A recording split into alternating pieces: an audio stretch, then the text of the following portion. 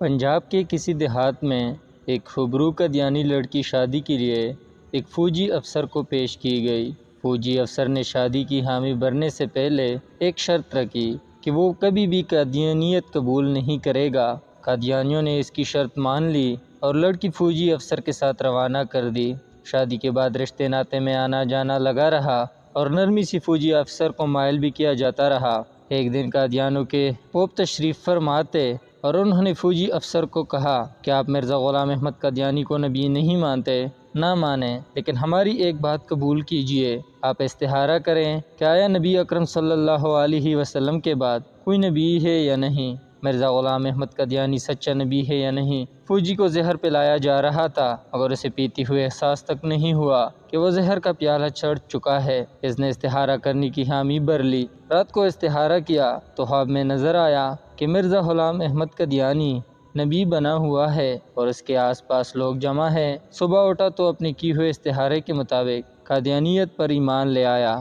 محض خود ایمان لاتا تو اتنا مسئلہ نہیں تھا، اس نے باقاعدہ مرزے کی نبوت کی دعوت دینا شروع کر دی اور اپنے خاندان کو مرزا قادیانی کا امتی بنا ڈالا۔ سارے علماء بے بس تھے۔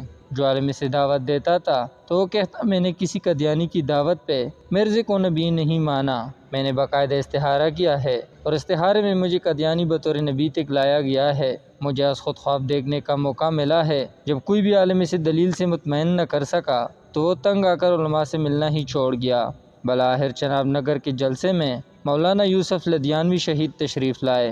ان کا شہرہ تھا اور یہ فوجی افسر ان سے ملنے کو تیار ہو گیا کہ ان کے بڑے مولوی کو بھی دیکھ لیتے ہیں۔ مولانا سے جب فوجی افسر نے اپنا قصہ بیان کیا کہ وہ کسی کی دعوت یا کسی لالچ میں قادیانی نہیں ہوا بلکہ وہ خود دی کی ہوئی دلیل سے متاثر ہو کر قادیانی ہوا ہے، استخارہ اللہ سے مشورہ ہے، میں نے رب کے ساتھ مشورہ کیا جس کا حکم اسلام میں ہے تو اللہ مجھے مرزا قادیانی کو نبی دکھلایا۔ اب میں اللہ کی مانوں یا مولویوں کی؟ جو اللہ نے مجھے از خود خواب میں دکھایا وہ چھوڑ کر مولوی کی کیسی مان لوں؟ لدھیانوی شہید نے اس کا ہاتھ تھاما اور گویا زبان حال سے کہا فی الحال رب کی نہ مان، اس درویش مولوی کی مان کہ مولوی ہی بتائے گا اصلی رب کیا کہہ رہا ہے۔ مولانا گویا ہوئے اور کہا جب تم نبی اکرم صلی اللہ علیہ وسلم کی ذات میں شک سے گزرے تو مسلمان ہی نہیں رہے۔ اگر تمہیں یقین کامل ہوتا کہ نبی اکرم صلی اللہ علیہ وسلم کی ذات آخری نبی ہے اور کوئی نبی آ ہی نہیں سکتا تو استخارے کے لیے ہرگز تیار نہ ہوتے۔ جب تم نے استخارے کی ٹان لی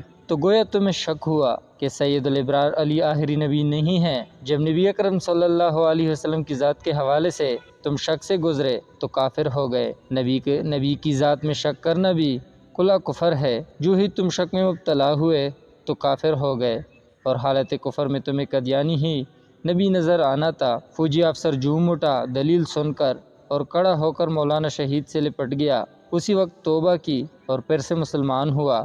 تو ذرا سوچئے ابتدا کہاں سے ہوئی، کیسے اسے سید الابرار کی ذات کے حوالے سے شک میں ڈالا گیا اور انجام کیا ہوا۔ امام اعظم ابو حنیفہ نے یہی تو کہا تھا کہ بنا کسی دلیل کے ختم نبوت پر ایمان لے آؤ، جو سوال کرے گا وہ کافر ہو جائے گا۔ سوال شک کی بنیاد پر کیا جاتا ہے اور نبی اکرم صلی اللہ علیہ وسلم کی ذات میں شک کھلا کفر ہے۔ ایک اور واقعہ یوں بیان کیا جاتا ہے کہ کچھ دن پہلے ایک محفل میں بیٹھے تھے، قادیانوں کا ذکر چلا تو ایک صاحب بڑے فخر سے بولے کہ میرا ایک قادیانی سے 40 سال سے تعلق ہے لیکن اس نے تو مجھے کبھی گمراہ کرنے کی کوشش نہیں کی۔ وہاں ایک بزرگ بھی بیٹھے تھے، انہوں نے کہا کہ قادیانی ہو اور کسی مسلمان کا ایمان نہ لوٹے، ایسا ممکن نہیں۔ قادیانوں کی دشمنی حضور صلی اللہ علیہ وسلم سے ہے اور ان کی امتیوں سے ہے۔ قادیانی کی کوشش ہوتی ہے کہ وہ اپنے ساتھ بیٹھنے والے مسلمان کا ایمان خرید لے، اگر ایسا نہ ہو تو بھی وہ اس کوشش میں رہتا ہے کہ یہ مسلمان نہ رہے۔ جب اس سے پوچھا کہ قادیانی نے کبھی کوئی سوال کیا تو کہنے لگا بہت سال پہلے ایک سوال کیا تھا لیکن اس کا جواب نہ دے سکا۔ جب اس سے پوچھا کہ سوال کیا تھا تو وہ بولا کہ قادیانی نے مجھ سے کہا کہ عیسیٰ علیہ السلام تو تمہارے عقیدے کے مطابق آسمان پر تا حیات ہیں اور نبی کریم صلی اللہ علیہ وسلم دنیا سے پردہ فرما گئے ہیں، تو مجھے بتاؤ کہ ایک غیر افضل نبی اوپر ہے اور ایک افضل نبی نیچے ہیں، یہ کیسے ہو سکتا ہے؟ تو بزرگ بولے کہ اس قادیانی نے تیرے دل میں نبی صلی اللہ علیہ وسلم کے مقام کے بارے میں شک ڈال دیا۔ اب مجھے یہ بتا کہ ایمان شک کا نام ہے یا یقین کا نام ہے؟ تم کہتے ہو اس نے کبھی کچھ کہا ہی نہیں، وہ تو تیرا ایمان ہی لوٹ کر لے گیا اور تجھے علم بھی نہ ہو سکا۔ تو وہ شخص بولا کہ بزرگ اس کا جواب کیا ہے؟ تو وہ بولے تم نے ترازو دیکھا ہے، جو باری حصہ ہوتا ہے وہ نیچے ہوتا ہے اور حالی اوپر ہوتا ہے۔ تو پھر وہ بولے کہ فرشتے آسمان پر ہیں، تو فرشتے افضل ہیں یا انبیاء